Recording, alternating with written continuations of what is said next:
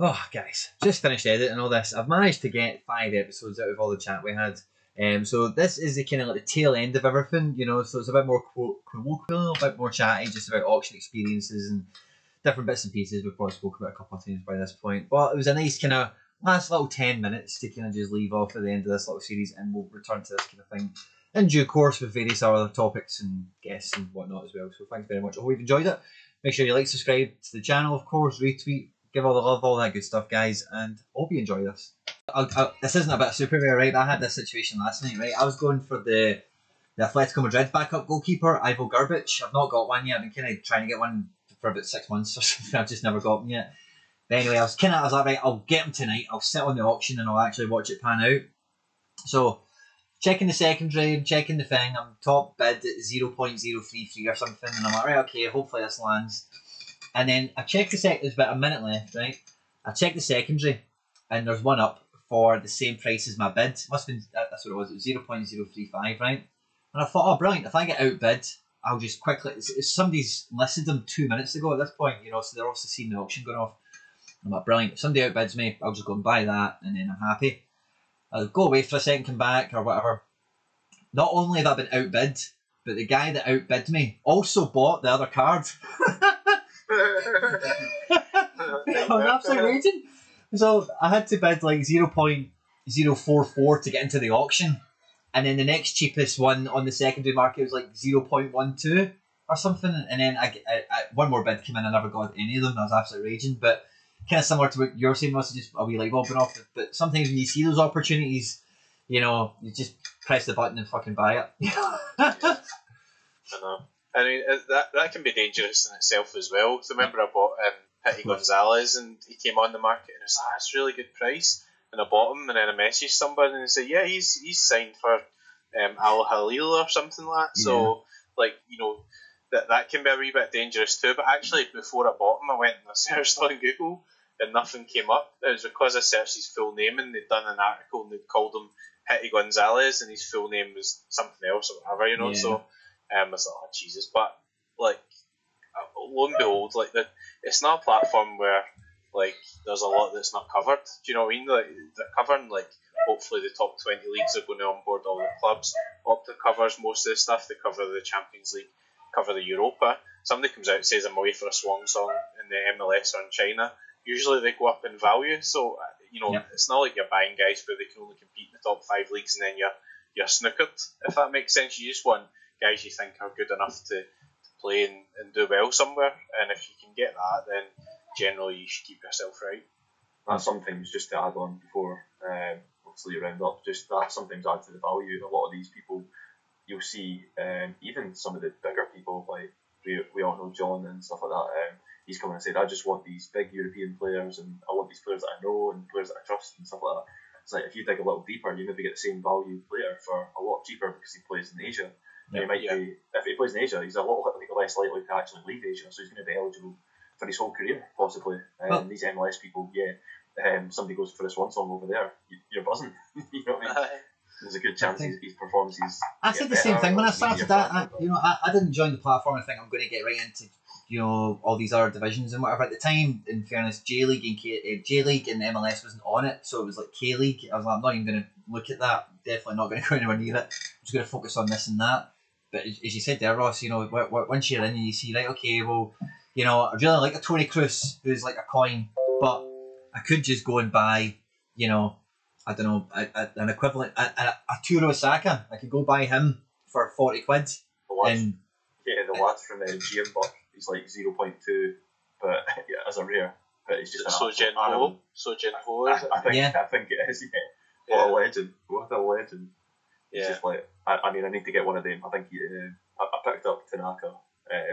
Brilliant! From the J League, a J League favourite, but in terms of the K League, I think I need to pick Sun Jin Ho up. Yeah. Super rare, probably not. No, coin and a half at least. Joe, we got me Quinny. Was it, remember when Bayern Munich came on, right? And Bayern Munich come on, obviously Kimmich and, you know, Lewandowski and everything's going to score really high. But at that point, Pavard come on, and I looked at Pavard's scores. I was like, yeah, okay. Pavard. And then somebody paid 150 quid for him, and his scores were less than Walker Zimmerman. Then I looked in the market, and Walker Zimmerman was 30 quid. There's some going to buy another one of them. Yeah. It's like, why would you pay 150 quid for a guy that's got a lower average? So, like, obviously with the top clubs now, you'll get some more demand. You'll get guys that want to own those guys because they're the top stars. But you've got to think about, what do you want? Do you want to collect those guys? Do you want to buy guys that'll be more in demand that you can sell or whatever? But at the end of the day, you're buying guys to score well in the tournaments, aren't you? That's the main focus. So, you can pick up some cheaper guys who score really well. They might not be 150 quid, but 20 quid, 30 quid, and you can build really good teams that way without having to go top dollar. See what you're saying about that Bayern Munich, like the first day that came up, and again, like me and Ross like DM like all the time. I know me and you talk a lot, Mark, but I was like, Goretzka is like one of those guys that was on my list the day I opened my account. If Bayern Munich came on, throw every penny you've got at the best Goretzka you can get your hands on. And I said to Ross before it, and Ross will remember this, I'm sure. I said to Ross before it, super rare Goretzka, what price do you think he goes for? And Ross pretty much fucking nailed it. It was like about 0.13, 1.3 to 1.5. So I loaded up my wallet. I thought, right, Ross would probably be quite close to the money. I loaded up my wallet with 1.3. I had a wee bit more, and I thought, if I get a sniff that it might go quite high, I'll maybe top it up. And I was also kind of shiting it a bit to spend that amount of money on one card, just to be honest about it, right? But I loaded up 1.3, and it literally went, like, my bet, so I can't remember what my bid was, right? But the guy's bid that he done that won it, I could have beaten. I had more ether than him on that bid, but obviously the way the bid again, the amount, I didn't have enough for the amount, and it went for 1.3, and the next super rare Goretzka went for 3 ETH, and then I tried chasing one down about a month ago, and it went for 1.8 or something, just a wee bit beyond me still. Why did I talk about that? Oh yeah, because you mentioned Bayern, it gave me fucking PTSD about that Goretzka. It does get old, what you're saying about value and also timing, because there you go, it's like the next one that comes out, because obviously they might be the only 3 that are issued. Yeah. But in terms of you want his utility now, before the end of the season, you wanted it when the first one came out. So the more that it goes on, as you say, there might only be 5 options for him, and then 5 of them are won via tournaments that are probably going to be D1 or maybe D2. Top end D2 or top list star one super rare, I suppose. Yeah, exactly. Okay. So that, like actually winning them where we are now is maybe out of every reason. So you're only looking at the 5 that are an auction, and that just shows you it's not just necessarily about how many cards get minted. It's about the people that buy them. Are any of them going to sell them to you secondary? Are you going to get them? And this is where auctions are really interesting as well. Obviously, we won't go into that too much, but people put a little bit too much emphasis on the rare auctions, I think, and maybe don't look at the super rare ones enough. Yeah, because if you get it right, there's a lot of scope for you to think, I would pay double that on the secondary market now, and the fact is nobody wants to sell that player, so that's an interesting dynamic. Well, see that Azawi I picked up, it's pretty much exactly what you're saying there. When I seen the auction going up, I thought he had like a bunch of DNPs in his last 5, and I thought, I recognise this guy's name. I looked into him a wee bit, and I was like, do you know what, if he goes cheap, I'll buy him.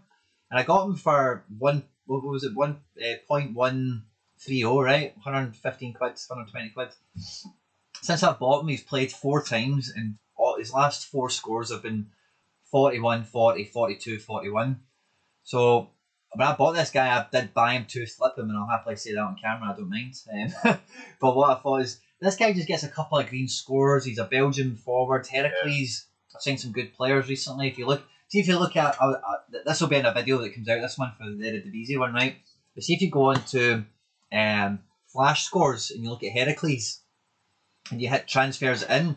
See if you look at their last 10 transfers, maybe about 6 of the players have came from like Dortmund, Wolfsburg, Schalke. You know, they've been buying players, they've been acquiring free agents and loans and whatever from like big academies, big teams. So anyway, just like you say, sometimes people don't look at the super rare auctions, because I think he's not probably a great example, because he did have some DNPs in his last 5, and that will put some people off. But like I said in one of the earlier parts, I think the Eredivisie opens a lot of gateways for people to get into super rares, because there is just a much more ferocious supply, and because it's only been on the platform for 2 minutes in the grand scheme of things, it's like all of us when we first looked at SoRare and thought about the K-League, you didn't know anything about it. Every SoRare user doesn't really know much about what Eredivisie means in SoRare in terms of who the big scorers are, what the teams are like. You know, you can look at charts, but having a chart and actually living it through the cards and seeing the winners is a different thing altogether. That's why it's quite good when the Eredivisie was quite tough because obviously they launched everybody at the same time. Yeah. But when you see a new club coming, like obviously like I looked at it was Atlas and like they're bottom of the league and they don't really seem to have many good players, whatever. But that's quite like unusual recently. You know, you see a new club coming to a country and you just look at it and just get stuck into some research. And those guys who have been injured or been out or DNPs that are under the radar, those are probably the most valuable in terms of making profit because buy them and you're laughing, you know, once they come back and start playing. Like Diego Valdez, I know he's injured again now, but he was like £4 a tenner. There's about 15, 20 of them went for a tenner and he came in, they banged in 275s and it was £80. Nice. But he was always a good player, just nobody was interested in buying him, so I do find it's that. quite interesting. Definitely. Your meeting's going to run out, Connie. Was that? Got a minute left. It's got a minute. No.